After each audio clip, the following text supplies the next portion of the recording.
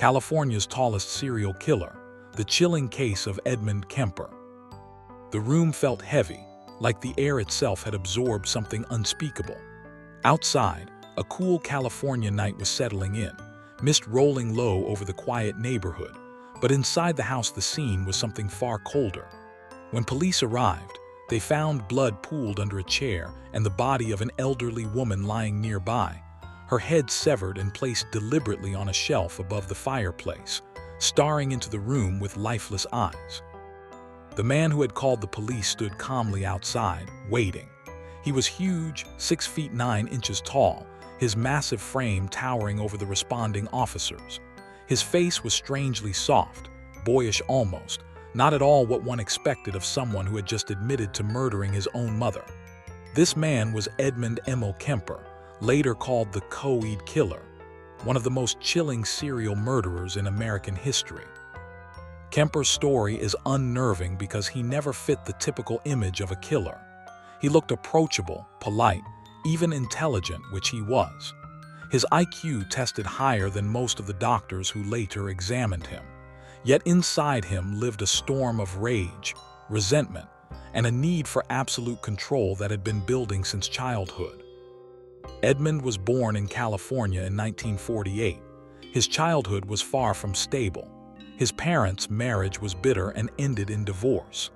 Edmund was left in the custody of his mother, Clarnell, a woman who would shape much of the darkness inside him. She was a heavy drinker, verbally abusive, and constantly belittled her son. She often forced him to sleep in a cold basement because she was afraid he might harm his sisters. She told him no woman would ever love him, mocked him for his size, and cut him down with her words until he felt like nothing. At school, children ridiculed him for his towering height and awkward mannerisms.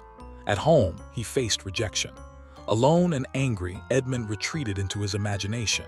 He played games that revolved around power and death, sometimes lying for hours imagining being executed or killing those who humiliated him. Then came the animals. As a boy, he began killing neighborhood cats and birds, burying them in the yard, sometimes digging them up again just to see what they looked like. Psychologists would later say this was a glaring red flag, a precursor to later violent behavior, but no one intervened. At 15, the rage finally boiled over.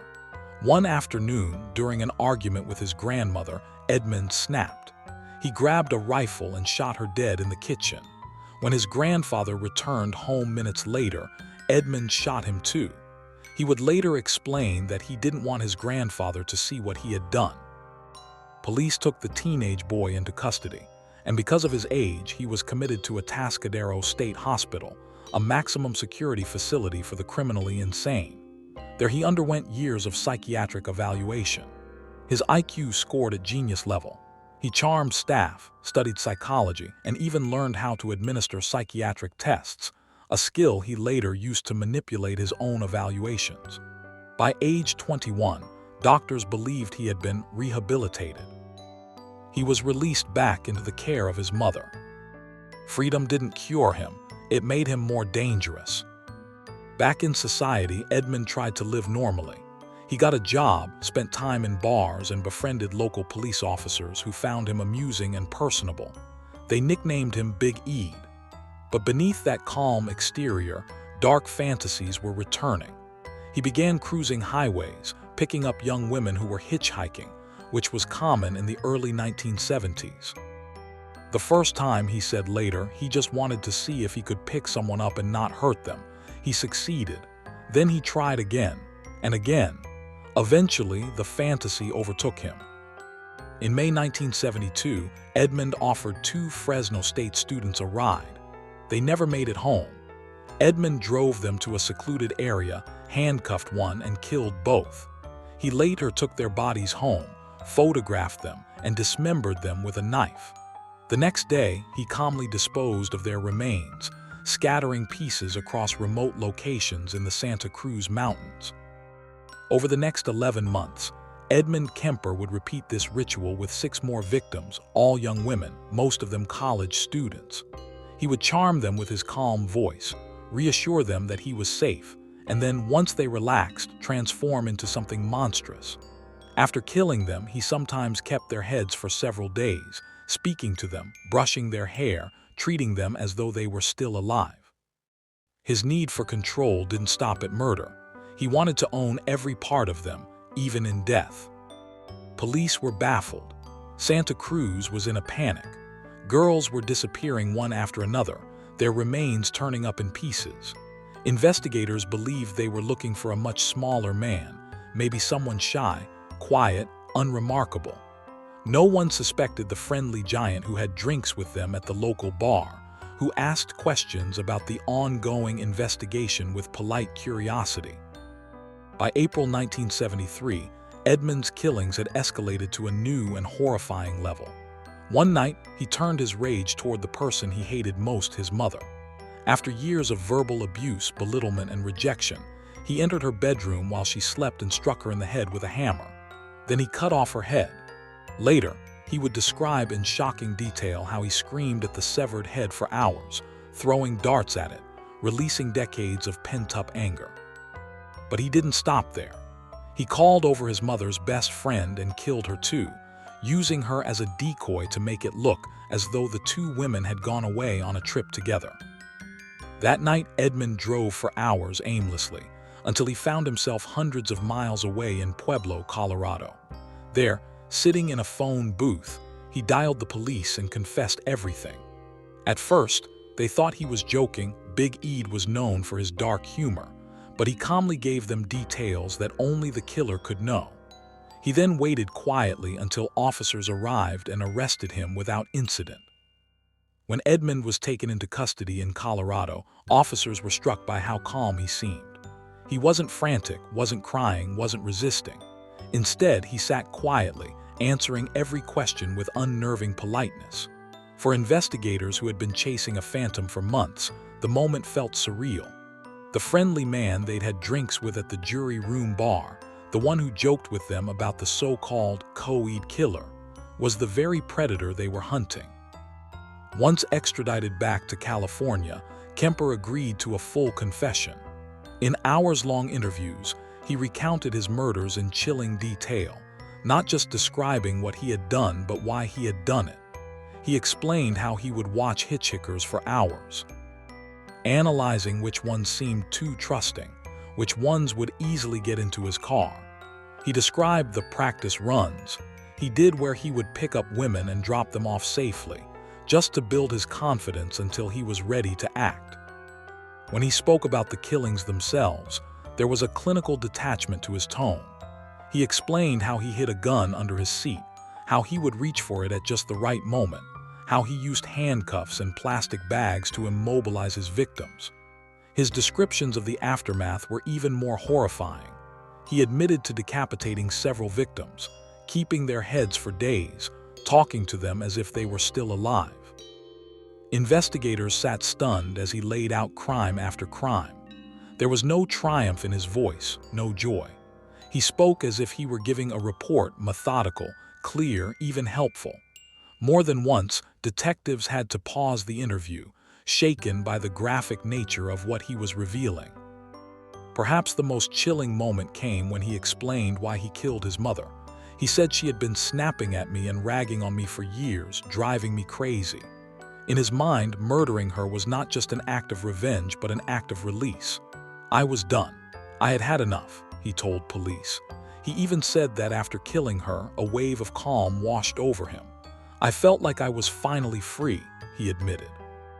The trial of Edmund Kemper began in October 1973.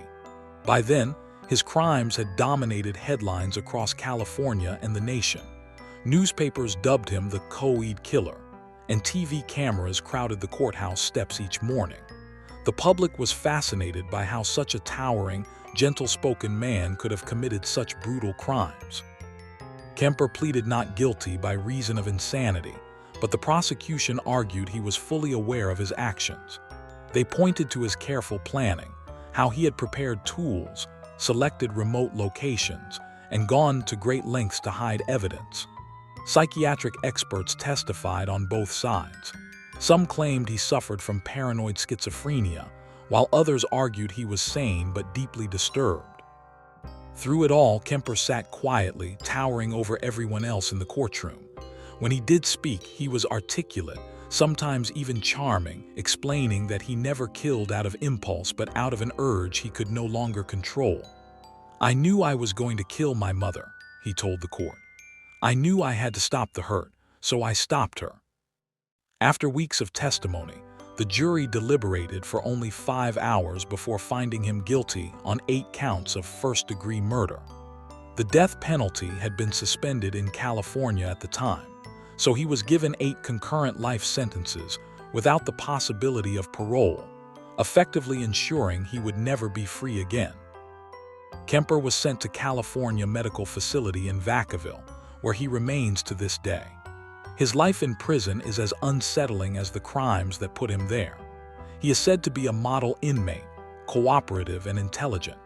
For years, he volunteered to record thousands of audiobooks for the blind, using his calm, resonant voice to read everything from children's stories to textbooks. Ironically, some of the same parents who had feared him decades earlier would later thank him for bringing literature to their children through those recordings. Psychologists and criminologists continue to study Kemper. His case is considered one of the most important in criminal psychology because of how open he has been about his motives and methods. He has participated in countless interviews, often speaking candidly about the compulsion that drove him to kill. "There was a hollow spot inside me," he once said, "and killing filled it, not for long, but it filled it." Kemper has also expressed remorse, though whether it is genuine is a matter of debate. In interviews, he has said he wishes he could be executed, claiming that death would be the only proper punishment for what he did. But since California does not carry out executions and he was sentenced to life without parole, he remains incarcerated, now in his 70s, towering over most inmates even as age bends his back. His next parole hearing is set for 2031 when he will be 82 years old. Few believe he will ever walk free, even he seems to doubt it. In one interview, he told a journalist, "What would I even do out there? I'm safe here. Everyone else is safe here. It's better this way." Edmund Kemper's story continues to haunt those who study it. It is not just the scale of his violence, but the contradiction he represents. A man who could be gentle, articulate, even caring on the surface, yet capable of unimaginable cruelty. He serves as a grim reminder that monsters do not always look like monsters. Sometimes they smile, shake your hand, and ask if you need a ride. Even now, decades later, true crime documentaries revisit his case, podcasts retell his interviews, and criminal profilers analyze his every word. His murders changed the way law enforcement approached serial homicide cases, contributing to the development of the FBI's behavioral science unit and its criminal profiling techniques.